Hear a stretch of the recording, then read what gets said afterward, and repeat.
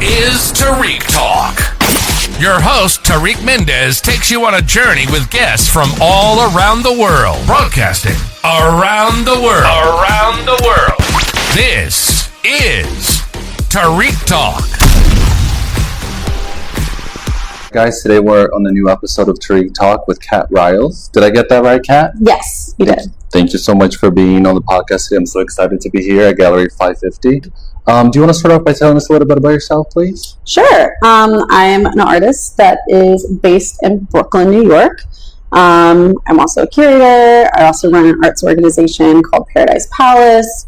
I'm originally from the South. I grew up in Arkansas and spent a lot of time in South Louisiana. My whole family's from South Louisiana, so spent a lot of time running around on my grandparents' farm, swamplands. So cool. Yeah, so sometimes you might see some remnants of my background, childhood growing up, you know, little frogs and swamp creatures being inserted, little bits of fur and things like that that represent Southern, like thrifting and shopping. And I also spent a lot of time like going through junk and thrift stores as a kid. And I think that part of what is still inspiring me and my work to this day is being out in those experiences of being outside a lot and out in the country and rural areas. And I also grew up Catholic, so spending a lot of time in ornate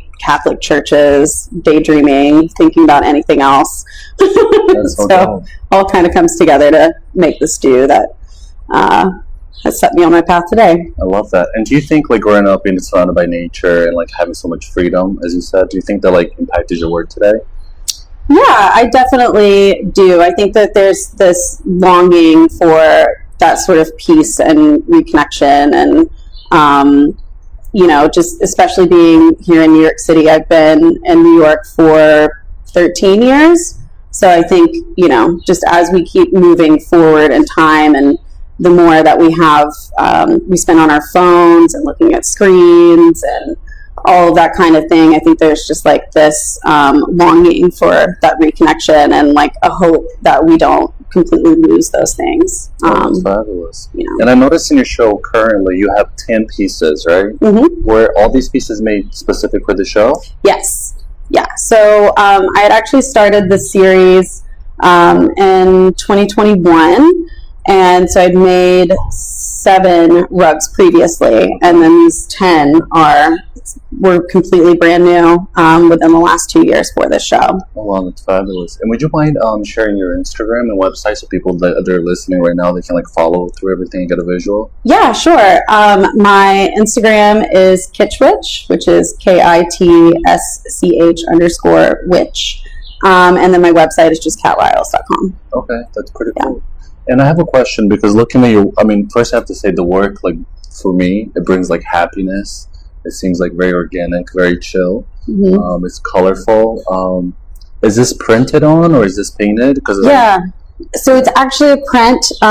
So this process, I actually physically collect all of these materials, and then I collage them onto a wall or a board in my studio. So they're all one-to-one scale. Okay. So this collage process ends up being an ephemeral part of the process. So once they are completed, I photograph them. My background is photography. That's what I studied in college.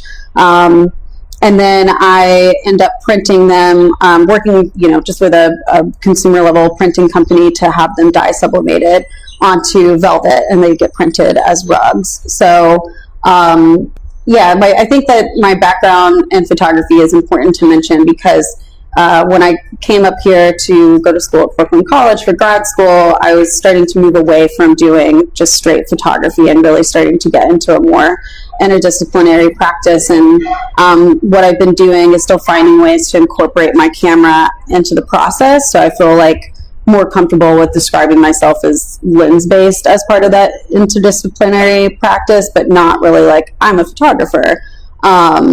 But the inspiration from these are coming from both historic rugs, looking at specifically European Savannah rugs that I came across in 2018 when I visited Versailles for the first time.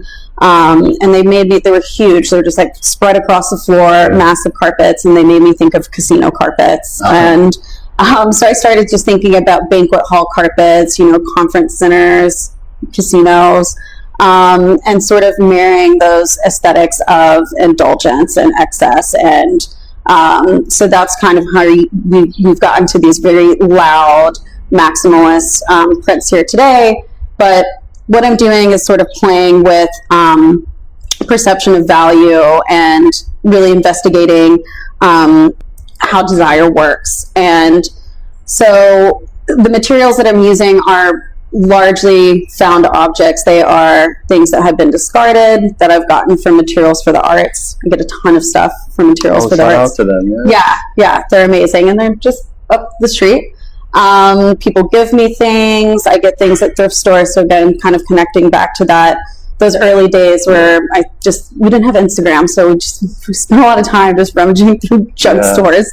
And I always like to also include things that are like organic or natural, but they're dead. So there's like little dead fish in here.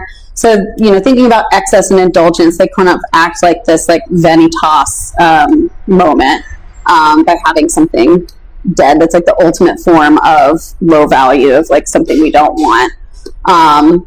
So yeah, taking these items that we kind of perceive as low value and then recasting them in these aesthetics of luxury, like these rugs that exemplify, peak opulence and status. So it kind of re-injects that value back into these items that would have otherwise been destined for the trash. This is fabulous, and I have to say, I wasn't sure at first, but at first glance, especially this piece here, give me a visual Persian carpets. Because it's very symmetrical, it's very patterned. So looking at this from like somebody that doesn't understand much about art, because I love to like break it down and have the artist explain, because a lot of people, I think artists are genius, so a lot of people don't understand like how your brain works. So is this something like, do you glue everything down to like a canvas or a board, and then how does it work? Yeah, so sometimes I'll just work on a wall. Bless the poor wall, because it gets just chewed up by staples and glue guns and pens, and the final piece I will just like peel back off. I've kept all of the remnants, and I've been slowly kind of going through things. Some of the items I'll be cutting up and making into scraps that I can donate back to Materials for the Arts, and then other things I'll use for other projects. But yes, normally I'll just build them straight onto a wall, or like for some of these smaller pieces I was able to just do them on boards, which made it a lot easier to like move them around and make them and be able to lay them like flat on a table.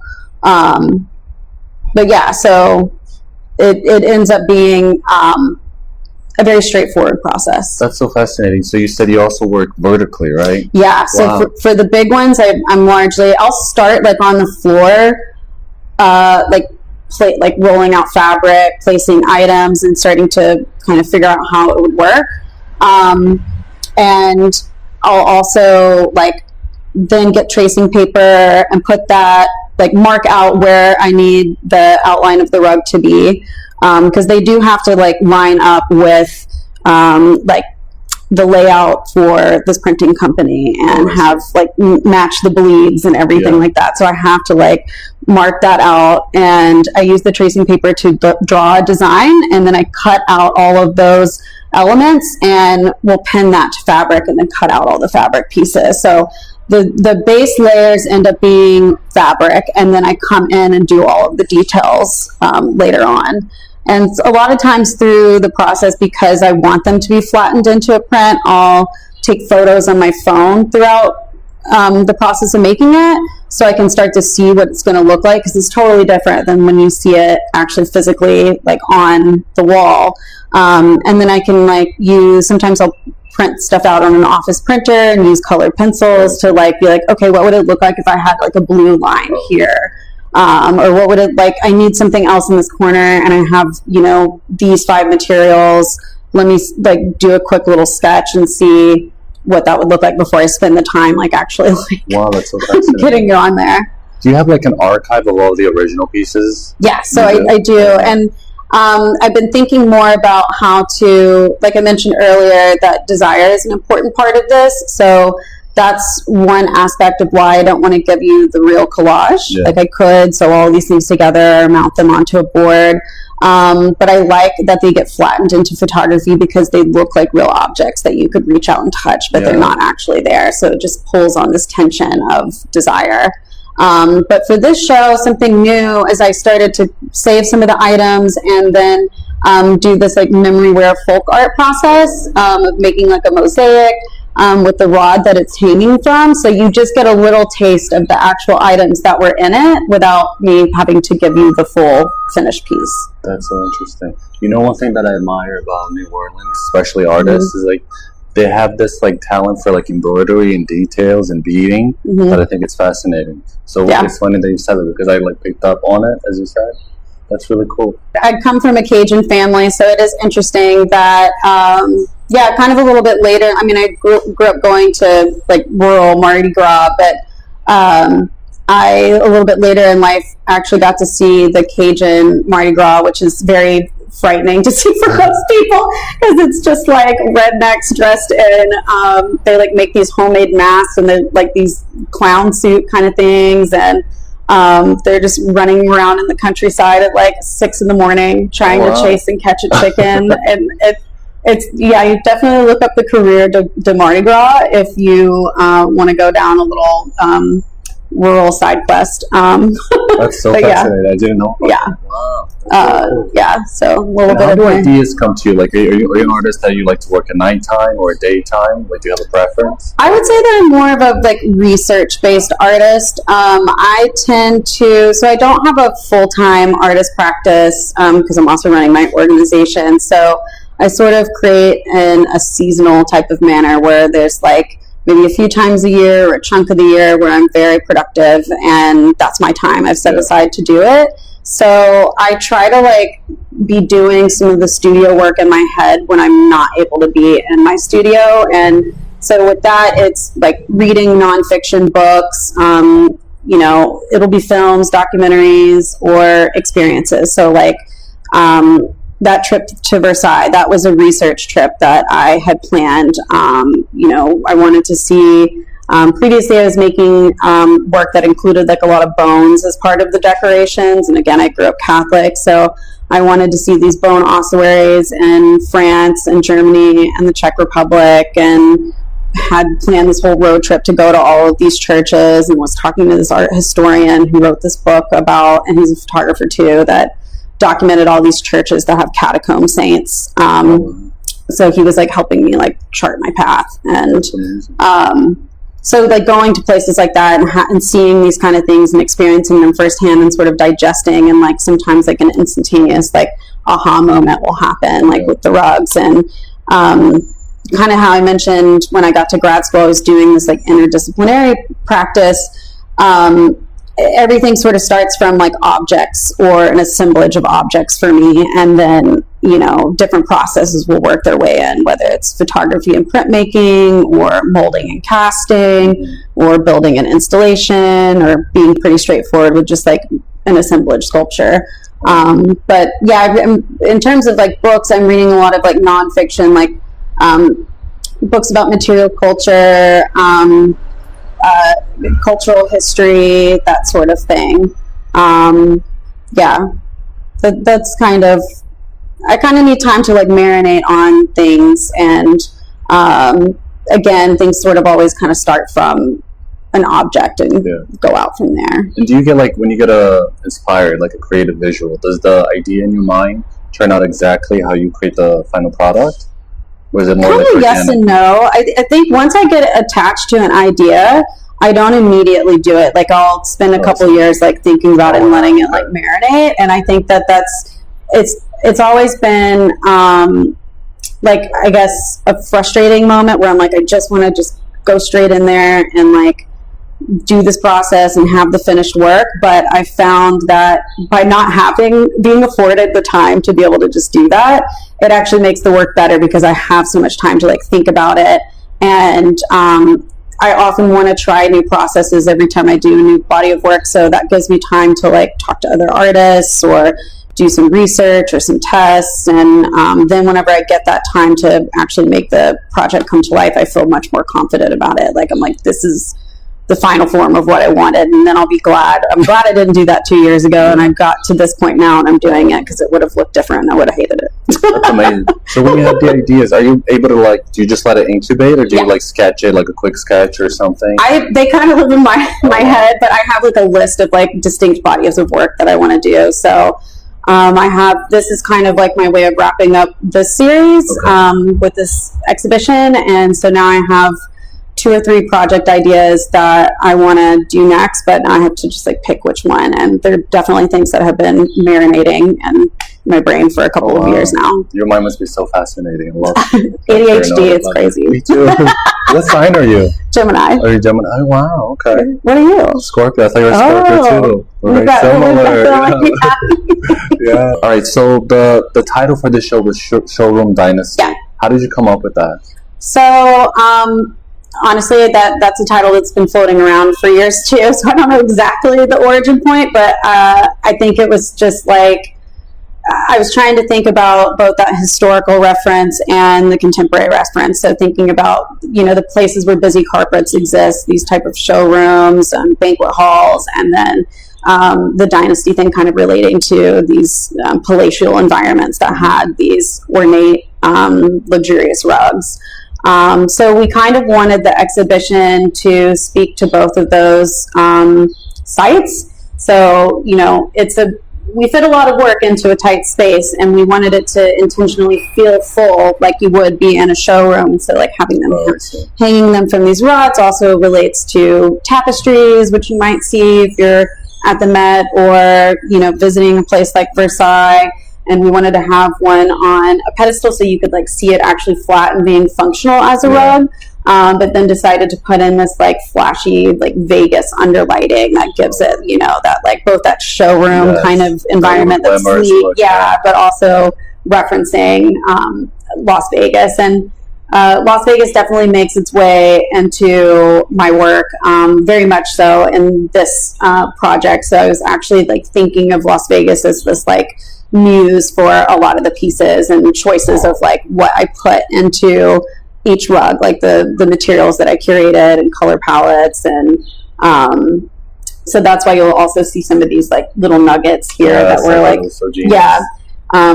Bailey, our gallery director, also wrote this really fabulous insight in the press release of like these busy carpets being like a place where things will be hidden. Like if somebody drops a poker chip onto the floor, it just kind of gets swept up into the design. And so that's also kind of part of it, of like things that are being revealed and hidden. And I think, again, that sort of translates to this idea of wanting to flatten these into photographs and thinking about how we interact with screens and all of those kind of things in our daily lives. Wow. Shout out to Bailey. Yeah. I do think adding the little nuggets, as you said, I think it makes like the exhibition very immersive. Yeah. When I first seen the work, when I first came in, I like didn't want to touch my phone and take pictures. I wanted to like get sucked into because each of them almost feels like it's its own world. Yeah. And I really appreciate that. And I have to say, looking at all the artwork, how do you come up with all of the titles? It's very fascinating, like for each of the artworks. So the titles will often have like, so because I'm kind of creating a bit of a narrative for each one, again, using Las Vegas iconography as this like starting point of like these sites of indulgence, like the buffet and like the spa, the tiki bar, the shopping center, the penthouse suite, all of that kind of thing. So I'm trying to, they are playing with, ideas of kitsch. This is about sort of luxury and kitsch coming together in these two opposite scales of value that are colliding together. So I want the names to be a little bit punny or kind of silly, but also a little bit, like a little bit cheeky or wicked, I guess. I don't know what right word to insert there, but they're a little bit dark, like a little bit dark undertones sometimes.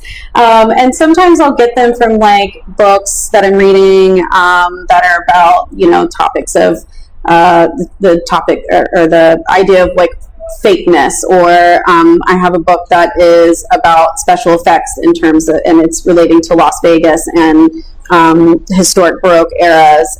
So sometimes, like in reading these types of like cultural historical books, I'll find little lines and stuff in there, or from watching like documentaries and things like that. Like some of the titles, I was like pulling little nuggets from this CNN documentary about Las Vegas. That's so cool. Yeah. And are you able to like you seem to have like a very creative, like genius-like level mind? Are you able to kind of like pull away from your artistic mind and enjoy life every day, or are you always like get inspired, always coming up with new ideas? Oh, I definitely need to have like time and space away from this. I definitely, again, kind of going back to the ADHD thing, there's a lot going on. I don't know about creative genius or anything like that, but it's a lot happening in there. And I just also want to say to other artists that are like really in it with their practice, like just remember that when you need to take a break and pause and live your life, it's totally okay, and that we need to remember to have those moments. Yes. Because I definitely don't want to look back and just be like, I was just in my studio like my whole life in my dark little basement, and I want to be like outside sometimes with my dog. And I think the pauses are good. I think that allows for the ideas to come back too. That was actually going to be my next goal. We're just in sync today. But I was going to ask you, like, do you have any advice for your younger self? If you looking back now, like artistic advice? I don't know. It's hard to say, because I think that learning from your mistakes and experience is important to get you where you are. Mm-hmm. So I think if I tried to tell myself not to do certain things, that I wouldn't have learned and grown and developed into the place that I am now. But I mean, it takes a lot of work and dedication.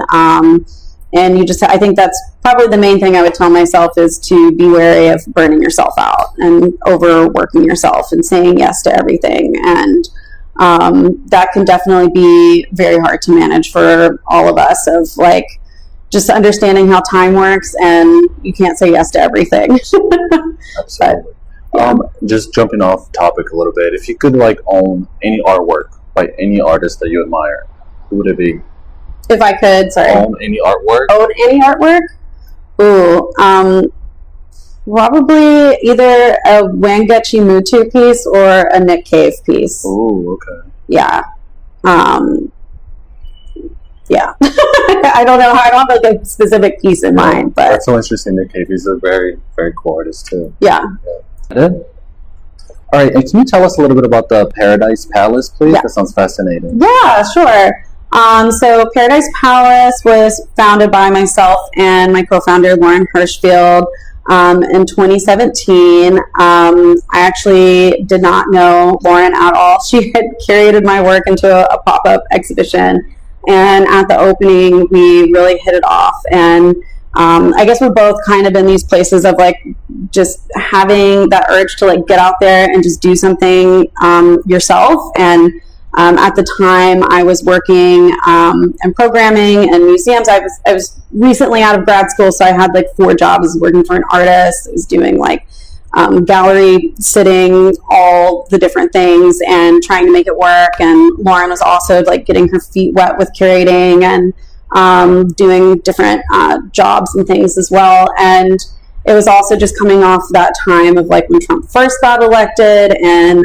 the NEA was being threatened to be drained and all of that, and just 2 ambitious, bold, enthusiastic gals wanting to see change in the art world and being by God, we're going to do it. So the first iteration of PARADICE PALASE, we started in the basement level of my apartment building in Bushwick, and it was a curatorial project, but we also wanted it to be not really a passive experience for people. We want a community to be involved in it, so we ran these crowdfund campaigns with every exhibition. So we would get a group of artists for each show and have a theme conversation we wanted to discuss with the work, and the artists would give us small items a t-shirt or a pen or maybe something small and handmade that was an addition, and those were like the rewards people could get from the crowdfund campaign. So it really like let people have a hand in the production of the actual exhibition. So when they came, it's not like you just like showed up to a show, it's like you were part of it. And it was also like sort of helping people to be able to collect on whatever level was possible for them, and we were able to make stipends for all the artists, so even if we didn't sell something, they still got a couple $100s for just like participating. So it kind of like then turned into a laboratory or a test kitchen of sorts, and as the years went by, we were trying to make like retail items with artists. We were doing a lot of like public workshops and programming, and eventually got a physical space, and we're running a more formal gallery out of the space, and we had studios. But now we've sort of like, it was just a lot. It was a lot of work for the two of us. So we've gotten to a place where we're like, we need to like scale it back and just like really stick to one thing and then grow out from there. And so what we've landed on is building this artist network and community, and it's really about connecting artists together through a mutually supportive network. And we do like professional development stuff with them. We do networking events and meetups, and we still do curatorial projects, but we try to do them more with like partners or other organizations, so that we're connecting our artists into these different audiences. And like, we're not like the opportunity, like we're helping you get the opportunity. So that's sort of where we're at now. That's amazing. And if somebody's listening right now and they want to like possibly donate a space or donate, currency, are they able to do so? Yeah, so we are fiscally sponsored, so we accept donations through Fractured Atlas, and you can find that information on our website, which is PARADICEPALASE.com. Just know the C and the S are switched in the two words. We're DIY. And if you are interested in joining our artist network, you can also find that information on our website as well. Oh, that's fabulous. Thank you for sharing that. Can you share with us any current projects or future projects that people can check out? Yeah. So I don't have anything in the New York area that's going to be coming up, but I am going to Las Vegas tomorrow because I have a 2-person show there with the city of Las Vegas at their Mayor's Gallery downtown. So that'll be opening on October 16th, and it will be up through January. So if anybody happens to be going to Las Vegas and you go downtown, you can see the older rugs that I had previously made before this exhibition. Oh, that's so fabulous. So these will be the rugs that you created when you first been to Versailles and everything? Mm-hmm. Oh, wow. That's so cool. Like the large rugs be stepped on, or is it just decor only? Oh, no, yes. I'm intending for these to be, if you collect the rug, you can use them as a rug, and it can live in your house and be properly lived with. But we also show them hanging, just to, if you're weirded out by that, you can always like hang it on the wall, like a normal, 2D artwork. But yeah, I don't have an issue with people, like some of the exhibitions, I'll have them just like flat on the floor, and within the edition, I always have like an exhibition print that is just for being shown, and sort of functions as like my AP print. So that one's they're not as like precious, and I just like clean them after an exhibition. And then for the other rugs though, I only do a small edition. So they're just an edition of 3, and then the smaller ones are an edition of 5.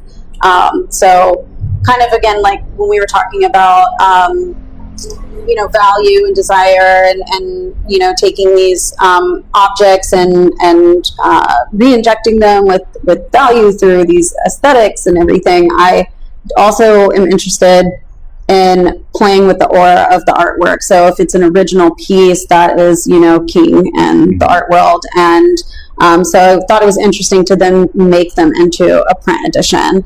It makes them more accessible, which is something that's really important to me, and then also makes them actually functional as a rug. So those are like 2 things that the art world doesn't really appreciate as much. Absolutely.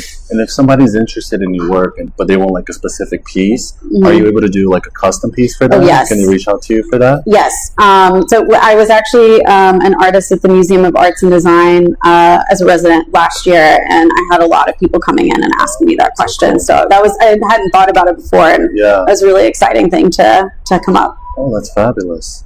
Thank you for sharing that. Yeah.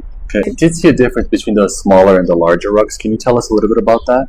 Yeah, so the larger rugs came first, and as I mentioned, I was kind of using Las Vegas as the starting point to curate the materials and build a narrative around. So I'm looking at these like sites of kind of iconography of Las Vegas, but thinking about just generally like where are places of American indulgence and excess. So yeah, again, like the steakhouse, the shopping center, the spa, et cetera, and then those are being married with these the formal aesthetics of these Savannah rugs, which were like very popular in 17th and 18th century Europe. But for the smaller rugs, I wanted to differentiate them just a little bit and kind of bring them up to speed with where what things that I'm currently thinking about. And so I started to look at arts and craft movement rugs, which made a little bit more sense for the smaller scale. I didn't have as much space to work with, using these like real physical objects. And they're a little bit more graphic and sometimes more minimal. So that was a better jumping off point from that historic era. And it's also still kind of in line with this European design movement. But the interesting thing about the arts and craft movement, William Morris was a big component to that process and era. And he was a utopian socialist. Like he thought that, handmade artworks and creativity and craft was what made people happy and really push back against things that were happening with industry and mass production and things like that. And so I was kind of just also thinking about this, how we're in a similar moment right now with like AI technology being this huge transformative moment in industry and culture, and how artists are dealing with that, and like thinking about how I'm making these things in a handmade way, but then I'm also playing with reproduction as well. So for these, his whole movement was about this hope of not having these big sweeping changes, and just like having this hope for society going in a creative direction. And I think about gambling also as being this form of hope, obviously, but like a very melancholic kind of hope of like, when you go to a casino, you're very not likely to win. But we are just like pulled to like keep chasing that desire and keep trying to attain something more. And so I think some of what's going on just like in culture and politically was just making me think about those two kind of themes that I've like, thinking about that historical reference point changing, and then also looking at a little bit a different sort of iconography from a similar place within American culture. Oh, wow. That's fascinating. I have a question. If you could do any like future project with no budget, do you have anything in mind that you could do, like whatever, like it could be an immense carpet? Okay, nobody steal this idea, but my dream is to, thinking on the Vegas themes, is to have a nonprofit art casino. Oh wow. Like you like if you found like a failing casino in like Reno or Las Vegas and it just got totally taken over by artists, like a Meow Wolf kind of style thing, and then we had like all the money coming in would just go to more artists to just keep reinventing the place and building more installations and hosting wild theater shows and designing slot machines. I just think that would be really fun. That's so genius. And just going back to the titles of your artwork has like me fascinated because they're so amazing. Would you mind just sharing a little bit, like perhaps your favorite one? Because I think they're really cool. So one that I'm pretty proud of. Some of them I get from, again, like external sources, and some of them just come to me. I think they're funny. So this piece that's over on this wall, there's definitely an influence from the film Showgirls in this piece, and there's a documentary called You Don't Know Me that I really love revisiting, and just hearing these nerds talk about like what makes Showgirls so interesting to always come back to, and like they always argue if it's like a masterpiece or like the worst movie ever made. And I love that it can be these, again, two things that exist at the same time, of like bad taste and like, yes, amazing, like artwork. Yeah. So they're and also just thinking about like the themes of Versailles and like mirroring that's happening in the gallery for the exhibition design. In that movie, the director Verhoeven uses a lot of mirrors throughout the movie, and because it's about these two women who think that they're different, but they're actually the same person, is like what the narrative is. So they're in this shopping center in Caesar's Palace, and they're having lunch, and they cheers chips and talk about eating dog food in an unironic way. And it's just like a really bizarre moment in the film. But what the director does is he like switches them with the camera shot, and it's just like camera trickery that's kind of against the rules. And so it's just like I had that documentary on when I was like working on this piece, and so it made me think about having this like different, instead of it being perfectly symmetrical, I did these two like different sides that would mirror each other. Yeah. So it's kind of sort of related to like I have like the purse, cut up purses and faux fur and bra straps and stuff I got from Materials for the Arts that related so much to that scene. So the title for that one is called Purina Gold, because it is about them eating dog food while chatting and having brunch and drinking champagne. Cool. And when you're creating in the studio, are you always listening to like documentaries or music?